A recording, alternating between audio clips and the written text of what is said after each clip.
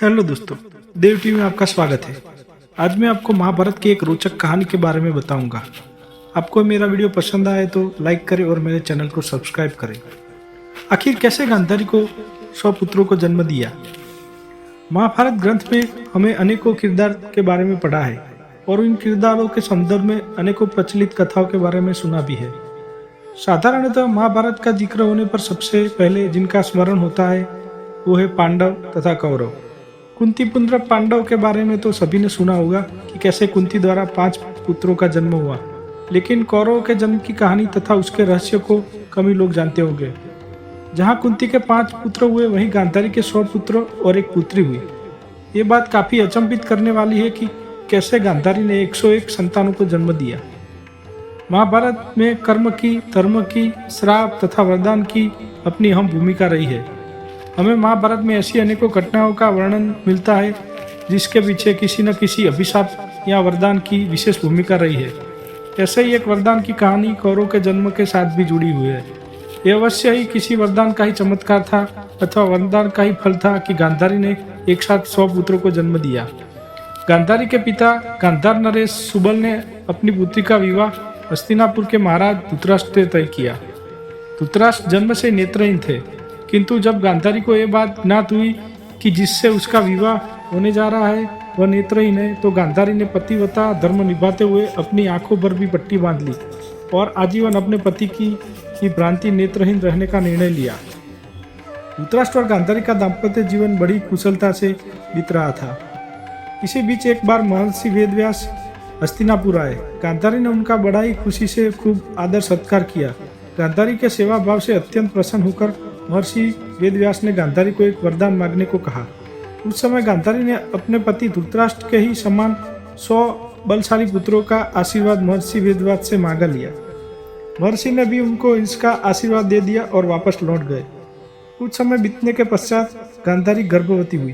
पूरे 2 वर्ष बीत गए, लेकिन अभी गांधारी की किसी भी संतान ने जन्म नहीं लिया था। ये बात अचंभित करने वाली थी कि 2 साल के बीते जाने पर भी गांधारी को अभी तक कोई संतान क्यों नहीं हुई।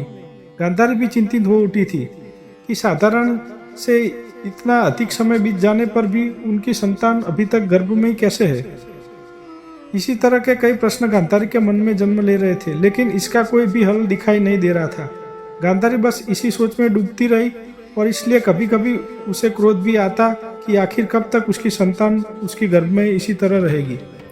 इसी तरह समय बीतता गया और एक दिन गांधारी को अत्यंत क्रोध आ गया।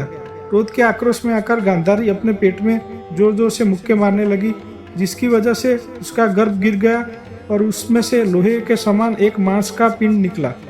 अपनी योग्य शक्ति से महर्षि वेदव्यास को इस बात का भी भान हो गया और वो तुरंत ही हस्तिनापुर जा पहुंचे। वहां पहुंचकर उन्होंने गांधारी से वृत्तांत सुना और गांधारी को आदेश दिया कि वह 100 कुंडों में घी भर कर रख दे।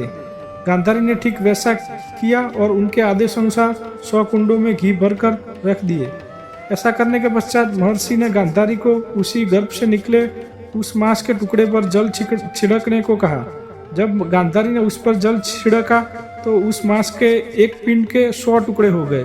तत्पश्चात महर्षि ने गांधारी को पुनः आदेश दिया कि वह उन 100 टुकड़ों को घी से भरे उन 100 कुंडों में डाल दे और उन कुंडों को 2 साल के बाद ही खोले। गांधारी ने महर्षि की आज्ञा का पालन किया और ठीक वैसा ही किया। महर्षि की आज्ञा के अनुसार गांधारी ने 2 वर्षों तक उन घी के कुंडों को नहीं खोला और पूरे 2 वर्ष बीत जाने के बाद ही घी से भरे उन कुंडों को खोला। जब गांधारी ने उन्हें खोला तो उसने देखा कि वह मांस के टुकड़े एक शरीर में बदल गए हैं। जब उसने पहला कुंड खोला तो उससे गांधारी को एक पुत्र प्राप्त हुआ जिसका नाम दुर्योधन रखा गया। उसके बाद उसने एक एक करके सभी कुंडों को खोला और इसी प्रकार उसके बाकी 99 पुत्रों का भी जन्म हुआ। ये सभी आगे चलकर कौरव कहलाए। गांधारी की एक पुत्री भी हुई जिसका नाम दुसल्ला रखा गया। दुसल्ला का विवाह सिंध प्रदेश के राजा जयद्रथ के साथ हुआ। जयद्रथ के पिता वृद्धशक को भी यह वरदान प्राप्त था कि उसके पुत्र का वध कोई सामान्य व्यक्ति नहीं कर पाएगा। जो भी जयद्रथ को मारकर उसका सर धरती पर गिराएगा उसके सर के 1000 टुकड़े हो जाएंगे। जयद्रथ को मारना वाकई में किसी साधारण व्यक्ति द्वारा संभव नहीं था। लेकिन बाद में जयद्रथ का वध भी कुंती पुत्र अर्जुन के द्वारा बड़ी बुद्धिमानी से किया गया।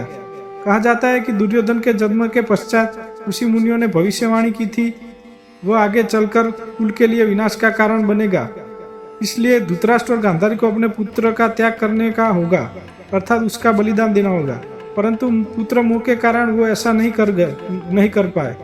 इसके बाद आगे चलकर दुर्योधन महाभारत के युद्ध का कारण बना, जिसमें सभी कौरवों का विनाश हो गया एवं उनके कुल का नाश हो गया। महाभारत के युद्ध समाप्ति के बाद जब गांधारी ने अपने पुत्रों के शव देखे तो बड़ी जोर जोर से विलाप करने लगी। गांधारी को श्री कृष्ण पर अत्यधिक क्रोध आ गया। गांधारी ने कहा कि आप चाहते हो तो युद्ध रोक सकते थे, युद्ध नहीं होता तो मेरे सभी पुत्र जीवित होते और इस तरह मेरे कुल का सर्वनाश नहीं होता।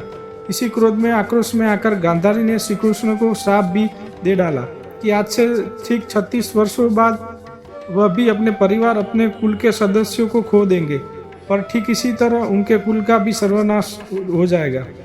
अंततः ऐसा ही हुआ। कुछ वर्षों के पश्चात भगवान श्री कृष्ण के कुल का भी सर्वनाश हो गया और खुद भगवान श्री कृष्ण को भी गांधारी द्वारा दिए गए श्राप को भोगना पड़ा। दोस्तों, मेरा वीडियो पसंद आया हो तो लाइक करें और मेरे चैनल को सब्सक्राइब करें।